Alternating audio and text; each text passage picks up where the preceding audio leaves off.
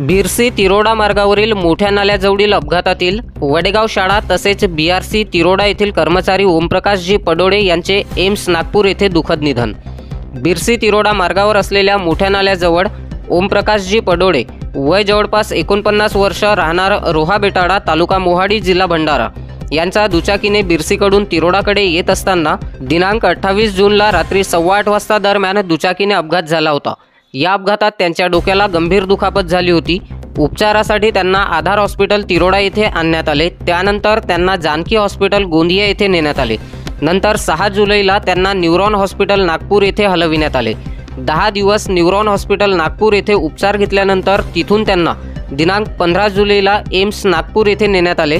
परंतु एम्स नागपूर येथे उपचार घेत असताना दिनांक 21 जुलैला सायंकाळी 6:15 वाजता दरम्यान त्यांची प्राणज्योत मालवली। ओमप्रकाशजी पडोळे यांची जिल्हा परिषद हायस्कूल व कनिष्ठ महाविद्यालय वडेगाव येथे परिचर या पदावर 2004ला नियुक्ती झाली होती व त्यानंतर त्यांना डेप्युटेशनवर बीआरसी तिरोड्याला पाठविण्यात आले होते। सध्या ते बीआरसी तिरोडा येथे कार्यरत होते।